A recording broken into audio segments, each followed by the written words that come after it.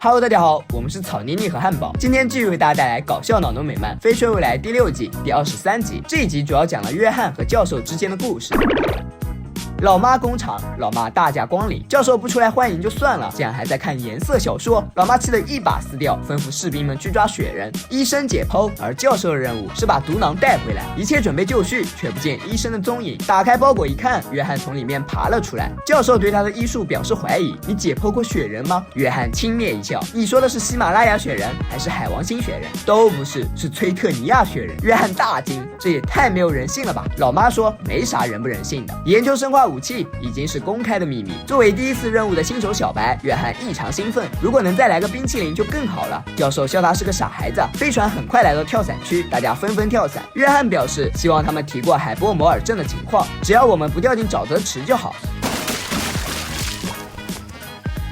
士兵们都患上崔托尼亚海波摩尔症，情况不容乐观，有的甚至会在24小时内挂掉，但具体的约翰也说不清楚。因为海波摩尔瘟疫非常有趣，它可能立马爆发，也可能潜伏几十年。只要患上它，先是发烧、痉挛、说胡话，然后是昏迷，最后光荣挂掉。这样看来，只有教授去完成任务了。他带上装备，来到外面布置好陷阱，然后静等雪人上钩。结果没等来雪人，却等来了约翰。他担心教授一个人对付不了雪人，因此特地赶过来帮他。教授却说不需要，反正他也喝了沼泽水，迟早都是要挂掉的。但他依旧感激约翰，感谢自己有个忠诚的朋友。冲他这句话，约翰毅然决然决定帮他。最后他被雪人抓走了。危急关头是教授解决雪人，救了他。为了报答救命之恩，约翰愿意做牛做马，但教授只想当个医生，因为他不想太早挂掉，希望约翰能一直陪着他，直到海波摩尔症发作，然后再让他亲手结束自己的生命。约翰同意，两人就此签下秘密协议。回忆结束，想不到两人居然认识这么久了，以至于不需要语言就能交流。这时快递小队回来，莉拉对弗莱说，无论有多奇葩，客户就是客户，他们就是上帝，从一开始与仙人掌新人握手就是错的了。弗莱求助于约翰，约翰表示我会针灸法。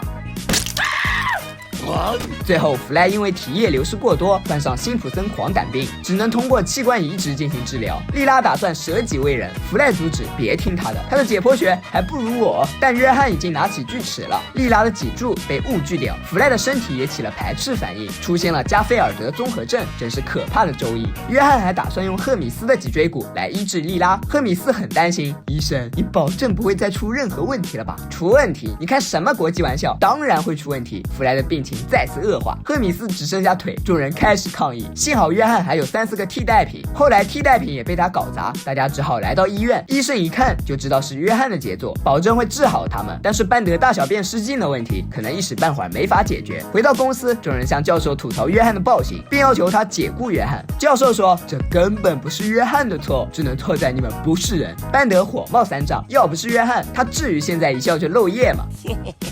这不好笑。好吧，这其实很好笑。真搞不懂教授为什么要包庇他，是不是得了他什么好处，还是被他下了咒？其实什么都不是，只是因为那个秘密协议。可大家并不知道协议内容，所以他们还是要赶走约翰。约翰伤心至极，枉他还一直把他们当朋友。这时教授带走了约翰，因为时间已到，他的病复发了。约翰履行承诺，教授却出尔反尔，因为他理想中挂掉的方式是要够突然。约翰说没有问题。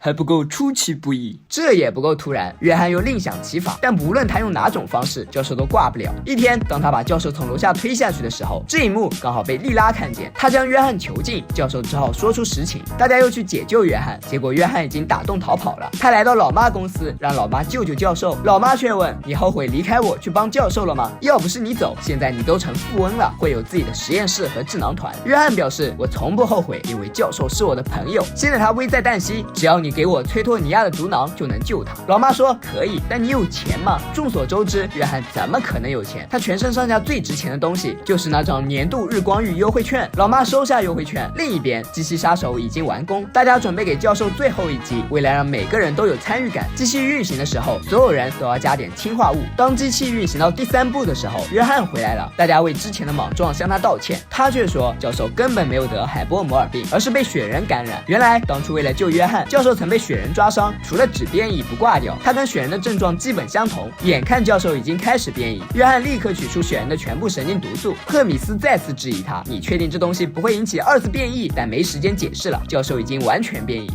约翰把毒素放进他的嘴中，却没想到真的引起了2次变异。这时机器杀手也已经运行到最后一步，班德变成了2半，大家都以为教授挂掉，但是你成功了，约翰，我痊愈了。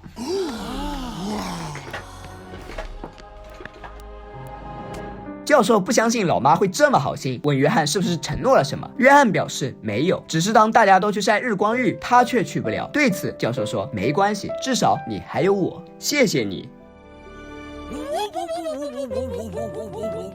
在星际快递公司里，约翰如空气般存在，唯一得到关注的时候就是大家嘲笑他的时候，因为他不仅长得丑，还没有钱，并且一点也不幽默。这样的人好像注定要被抛弃，但即使是这样，约翰也还是把所有人当作朋友。赫米斯那么讨厌他，他也救过他性命。当大家都质疑他医术，并怀疑他是杀人凶手的时候，他也没有半点怨言，反而还是想着救教授。在这个世界上，不是每个人都会受到欢迎，那些不受欢迎的人也并不代表他们不好。偏见这种东西谁都可能有，为什么要改变自己去迎合别人？就算得到所有人的欢迎，失去的可能是最宝贵的东西。所以不如守住心中的那份美好，开心的过好每一天。你无法将就所有人，唯一能做好的就是自己。当你做的足够好的时候，你会发现其实世界并没有抛弃你。就像约翰，最后他还不是收获了朋友。说什么呢，约翰，还有我呢。